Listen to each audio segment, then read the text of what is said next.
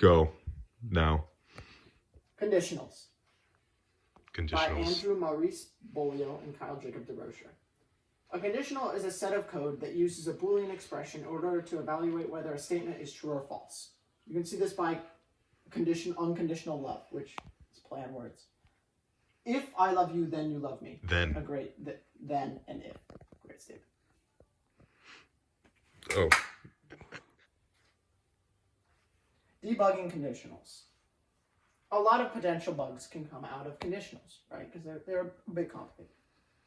Two possible examples. These are very common examples we can help you with. If the opposite answer is always coming out, which sometimes it will, right?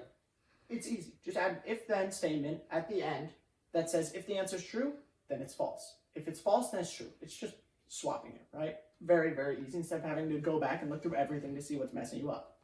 But if that does not work, it is likely that one of your symbols is just the wrong symbol, right? You put in the wrong one, okay? You can go back and it shouldn't take too long.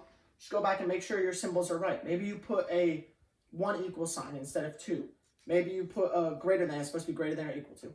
Very simple. Yep. All right, so how do you use conditionals? So overall, a conditional is a statement used in an if-else statement. It's a Boolean conditional, and it's used to set a parameter for a given input. And there's 8 different types that we've learned so far, as seen here. So first off, we got greater than. So this one decides if a given number is greater than another given number. An example of this would be, is 5 greater than 4? In this case, yes, 5 is greater than 4. We got less than, the opposite of this, decides if a given number is less than another given number. So, example, is 4 less than 5? Yeah. Then we got greater than or equal to. So this one decides if a given input is greater than or equal to. So there's multiple possibilities for a true statement for this one. One would be, is 6 greater than or equal to 6? Yes, 6 is equal to 6. Or is 7 greater than or equal to 6? 7 is greater than 6, so this is also true. Less than or equal to. Same thing as greater than or equal to, except less. So is 5 greater than, or sorry, is 5 less than or equal to 6? Yes. Is 6 less than or equal to 6? Also yes. Then we got and. So this one, it's this symbol for it is 2 ampersands.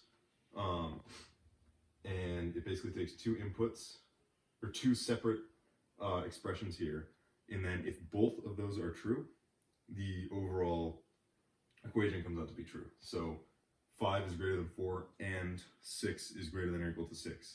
Both of those are true, so the overall statement is true. If one side is true, so if it was 3 is greater than 4, that's not true, then the whole statement becomes false.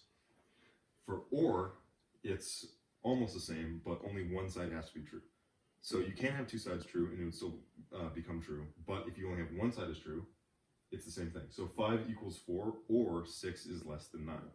5 does not equal 4, but 6 is greater than 9, or sorry, 6 is less than 9, so the statement is true. Then we have equal to. So this one takes 2 numbers, pretty simple, if they're equal to each other. 8 is equal to 8, yes. 7 is equal to 8, no. Then the final one, not equal to. So this one determines whether or not a number isn't equal to another number. 7 is not equal to 1. That is true. So the statement is therefore true.